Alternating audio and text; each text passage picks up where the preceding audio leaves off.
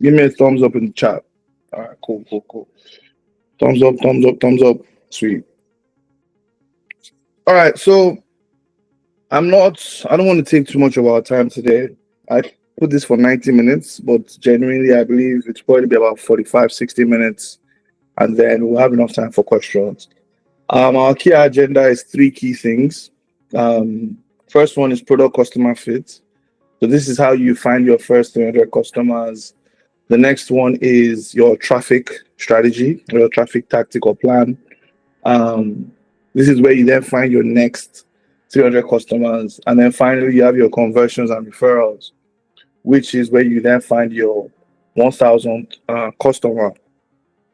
So as you might have noticed, a lot of things that I tried to explain in my videos was to make very complex things very simple to understand. And that's because when you understand the simple side of it, no matter how complex it gets, if you are grounded in that simple knowledge, you wouldn't get frustrated, you wouldn't get burnt out, you wouldn't get tired. That's one of the key things that I noticed in my own journey that kept me from hitting particular milestones. So whether I was my first 100 million, whether I was getting a business to do $1 million, whether I was getting a business to do $1 million across multiple platforms, you just always break it down into simple numbers. And it all starts from your first 1,000 customers. It simply starts from your first 1,000 customers. If you are able to get 1,000 people to trust you, you can then always build a business around it where some of those people can then be repeat customers. Some of those people can also be, what's the word now? People that join your brand ambassador program or your referral program, things like that. So we're going to look at all of that. So when it comes to product customer fit, this is where it all starts from. I'm not going to take time to talk about how to identify the product, all of that. We have the EMBA program where I've gone in depth into how to identify those products. Along the way, you will find out that certain products are not scalable, certain products are not profitable. So you can find a product that is profitable but it's not scalable. And then you can also find a product that is scalable but not profitable. So that whole discovery is part of the videos that I have in the EMBA program. So you can just watch that. But here we're going to tie it from product to customer fit. And the three key things you need to understand is what's your hero product, right? So you want to identify what they call a hero product. Now, every business you can think of today typically have a hero product, and then they have what they call an alternate hero product. So a hero product is where you focus a lot of your marketing, is where you focus a lot of your offering, is where you focus a lot of your customer relationship management. It is from that hero product that you can then introduce people to other products. But you need a hero product. The alternate product then comes in just in case you run out of that hero product. One of the good examples I used to use a lot is Chicken Republic. So Chicken Republic have the refuel, and then they have the refuel max. That is their hero product. Some people say introductory product. It has a lot of names. However, the grand scheme of it is your hero product. It is that product that you then use to introduce people to your business at scale or at large. Your hero product is something that needs to be wanted or desired by your customer, your primary customer. If you've not done your brand persona, if you've not done your customer avatar, if you've not gone through all those activities and exercises I put in the program, identifying what your hero product is might be a challenge for you. But that's the first thing you need to do when you're looking for your first 300 customers. You need to have a hero product, right? Once you have that hero product, it then takes you into creating ads for that hero product. Someone once asked me a question where, why do we want to run ads? Why don't we just do it organically? And the truth of the matter is you can do things organically. It's just the way organic systems work, they take you a longer period or a longer time frame. And Running ads just makes the whole thing quicker. If you're making a mistake, your ads will let you know you're making a mistake. If you're doing a fantastic job, your ads will also make you know that you're doing a fantastic job. And if you remember, when it comes to creating ads, there's a framework. So there's the hook, there's the relevance of the ad, there is the offer itself, there is the social proof. So with social proof, you have things like warranties, guarantees. Even though I'm not a huge fan of it, certain products you have to do it, payment on delivery. You have things like that that you put into your ads. And there is the CTA, call to action. So you've put all of this together around your hero product, and you've begun to fire multiple ads. So this is actually how you find your first 300 customers. As all of that is happening, as you are running ads with different, what's it called, creatives, what would happen typically, especially for a Nigerian market, is a lot of people begin to message you, right? And one of those things that they taught us growing up, first impressions matter. How you dress is how you be addressed, all of that. That is exactly how you want to look at your customer service. So, for example, when somebody messages you on WhatsApp, how do you respond? If, for example, you go beyond an hour to respond to a customer, whether you like it or not, you need to apologize to that customer that, oh, you know, sorry about that. Notice that your message was quite a bit earlier. And it's just been a busy day. It's just been a busy day for us. A few things happened that we didn't expect. How can I help you? You can even take the step further. That particular customer, you can then say, you know what, let's jump on a call so I can respond to you quicker. These are things where, especially in the Nigerian market, because if we do it in the Western world, it's a bit strange because there's GDPR and then all sorts of data privacy issues. But you do it in the Nigerian world, all of a sudden they look at you as somebody that can be trusted. And we all know how trust is very important for the Nigerian customer, right? So when you get your first 300 customers, this is how you do it. You know what product you're selling. You are just going to keep testing multiple ad creatives. This is the period where you just test things out. You are not going to... This is not the period where you say, I know what I'm doing. Because honestly speaking, if it's a new business, it is what it is. You don't know what you're doing. So you need to test things. Test. So this is where it all starts. And you will notice that at the beginning, this requires more input, direct input from you, because at the end of the day, it's your business. So as the owner of the business, you will spend a lot of time finding your first 300 customers. As you move to your next 300 customers, you realize that a lot of the work you are doing is more analysis and strategy, in the sense where if you are in the business, you can't see what's happening in front of you after 3 steps. But when you know you have 300 customers, you have that data that they've given you, all of a sudden you're able to make some decisions from an aerial standpoint. So you can see what's happening in the business because you don't need to be doing it day by day. You will put certain processes in place where people can come and join your business and run it for you, that sort of thing. So that's how you find your first 300 customers. So like I said, there's a lot of testing. You do a lot of testing in this phase. When it comes to your ads, you test multiple formats. I keep banging this drum. You want to have one video, one static image, and one carousel image. And you just want that to rotate. As whatever platform, most of us are using Meta in Nigeria. So let me just focus on that. With Meta, it's becoming so amazing where there will come a time where you don't even need to, it's just become a platform where you put your money, you put your creative, and you just sit down. It will do everything for you. That's how strong Meta is becoming, the algorithm. The good part and the bad part is in Nigeria, we don't have a lot of access to data. So that's why it's not as good as it is in other parts of the world. But again, we can leverage that to our advantage, because if they had access to data, it will be easier for people to come and compete with you when you start your business or when you are building your business. So again, Nigeria's infrastructure has its pros and cons. Let me put it like that. Now, let's move on to the next phase. This is where we get our next set of 300 customers. Whatever you've done in stage one, you're going to keep on doing it, but you do it smarter or you do it better. So in stage one, you've begun to make some money. You've begun to probably see certain cracks in your business. You've begun to see certain things that work well, right? Now, this is now up to you. I'm not going to tell you what to do here, but there are two types of business owners or leaders. People that identify what's cracking. So they notice that this thing is not working well. And then they spend time looking for how to fix it.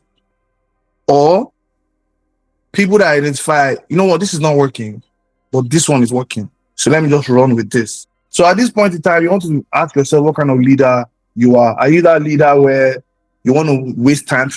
Waste time is a strong word.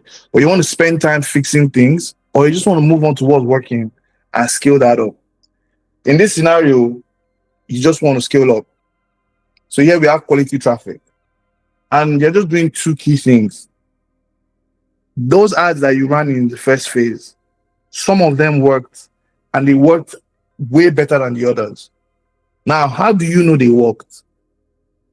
Customers, when they send you a message, they would reference that ad. So I had a business where that business is still active to today, thank God. People would send me DMs, and in the DM, they would say, I've decided to finally patronize you because this your ad kept on pursuing me everywhere I went to. So you find out which ad, what ad are you talking about? What ad is that? You find that out. If you have multiple hero products, remember I told you a hero product can be a category, it doesn't have to be just one product. If you have multiple hero products and you notice that one ad where you emphasize on a particular product, again, let's say this particular shirt, there's an ad I was running where I advertised pack of 3. If all of a sudden I see my pack of 3 numbers are increasing in sales, I know where to go to that. Okay, you know what? This is the ad that is making this thing cook. So you want to find out what those best performing ads are, and then you scale on that. So the ones that are not working, instead of you finding time to find why they're not working so you can fix it, you just kill it, turn it off on your ads manager. And then the ones that are working, you now scale those ones up. Then you set up your retargeting ads as your initial ad is running. So let's say you have an ad talking about, I'll still use this shirt. This is a pack of 3. Pack of 3 for 49,500. Right? I would have another ad that would retarget only the people that visited my website. So I have 2 ads. Let's assume I have 2 ads running. The first ad is just to let everybody on Instagram know that Damini is selling this shirt, pack of 3, for 49,500 naira. Some of those people would visit my website. Those people that visit my website, there's another ad that will now start to pursue them everywhere they go. That ad, instead of just talking about the pack of 3, that ad will probably talk about this shirt being made from GSM 350.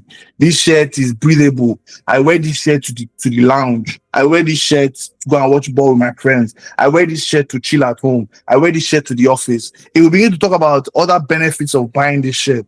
Now, the first people that are just seeing this shirt pack of 3 for 49,500, they will not see that other ad. That other ad is not for them. So you're going to set up some retargeting ads. And you're going to use that same framework I spoke about in the EMBA program video. So you have your hook, your relevance, your offer, your social proof, and then your CTA. Now, whatever you used in your first ad, this framework, you're going to use a different one. Don't try and be lazy or try and be tricky or smart and just try and replicate the same thing twice. Again, the beauty of Nigerian customers, they are not stupid. So if you try it, might as well just dash Mark Zuckerberg money for another push. Right? At this point in time, like I told you, this is where you begin to introduce, micro-influencers. So micro-influencers, I have a video coming about this later on. But micro-influencers are people that, they focus on a particular industry, a particular category. I don't use the word niche. People use niche and they will abuse it. Well, let's just say they focus on a particular niche, like fashion. There are certain people that's what they do. They talk about fashion. Then within that fashion, they talk about maybe cheap fashion or vintage fashion or what's the other word for second hand these days? Retro? Is it retro? I don't know. I don't know. But they have those kind of things where they just focus on fashion. Some people they talk about productivity. Within productivity, they talk about AI, how you can use AI to become more productive. Within that same productivity, some people talk about minimalism, how to work with less to do more. It can be anything. So whatever you are selling, whatever you are doing, you then begin to find these micro influencers. This stage is faster than the first stage. Your next 300 customers will come way, way quicker than you expect. Way, way quicker. Because there's like a ripple effect. Your ads, you are now focusing on the ones that perform the best. So as you increase the budget, as you arm that up, naturally, it begins to work better. At the same time, those 300 customers, it wouldn't be a lot, but then there's some word of mouth that'll be bringing in some more customers for you. And then you're working with micro influencers, you're working with UGC creators. All these people have their own platforms where people will then come onto your platform and buy stuff from you. So your conversion and your referrals, you're focusing on two key things. First one is you're going to update or upgrade your product page. Not just your product page, your entire website. So your homepage, you begin to add testimonials, you begin to add videos, you begin to add certain things that make you stand out from all your other competitors. When people land on your page, what's that experience? You have your product pages. In your product pages, what's different? All of a sudden, you have 600 customers. Out of 600 customers, you should be able to find at least, on average, 50 people to give you a comment, a positive comment. 50. That's not much, is it? Okay, no, let's reduce. Let's say 25. Let me be lenient. Let's say 25. Imagine you add 25 positive custom reviews on your product page, and you're running ads to that product page. Come on, naturally, it will convert better. You see, a lot of people try to be too analytical, too scientific with these things. Guys, you're not trying to run multi-choice. You're not trying to build the next Amazon. You need to start from where you're building. You see, what's the woman that they just Childek just posted that she's making billions. What do they sell? Just jollof rice and amala, probably one or two other things. That's all. So as you are there trying to rack your head on, I need to make my ad perform better, I need to improve I need to do this analysis. Just focus on what needs to be done. Get some people to give you some nice product reviews. Add it. One way or the other, I'm sure some of you here, when you were watching a YouTube video, you went to my comments. When you saw the comments that other Nigerians are putting there, you're like, wow, no, this guy knows what he's saying. It's not, that's it. So as momentum builds, as your business builds, naturally these things would come to play. But you don't try and jump from your first 10 customers or 100 customers. You want to now jump to this place where you want to now upgrade your product page, make it look. They are wasting time. You're wasting money, most likely. The next one is probably a bit more technical. It's a bit more technical, but here you want to set up either a loyalty program or a referral program. Don't set up the two. Choose one of the two to set up. A loyalty program is just a very simple program where you offer people, repeat customers, discounts. Now, for offering them repeat discounts, one of two things would happen. They will talk about your product. Oh, I'm part of this people's loyalty program. A referral program is very, very similar. The only difference is with the referral program, your customers are now your brand ambassadors. So they're the ones that will go and tell people about your product, and then you will give them something in return. The only difference between these two is a loyalty program benefits your customer. But a referral program benefits. So a loyalty program benefits your customer first. And then your customer now has to go or the customer can decide whether they want to talk about your business. Or a referral program which benefits you first. So in a referral program, they must talk about your business first and then get paid for it.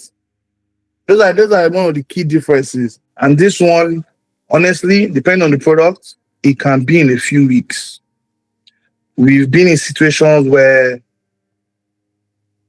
a particular product went viral and we sold out, obviously. But the thing is, that scenario was Black Friday going into December.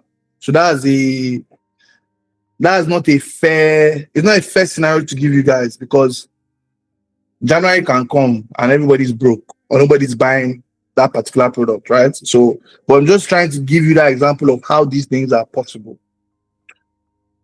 Then the beauty of compound effects, this is when it really begins to pick up. That your word of mouth marketing, your paid advertising, the influencers you're working with. At this point, maybe you have some money to bring in a big influencer. Maybe you have some money to bring in somebody that has 500,000 followers. Maybe you have some money to bring in somebody that has 1 million followers. Come and talk about your business. Maybe you have money to bring in somebody and send them as a brand ambassador. Maybe you never can tell. And this is how you build.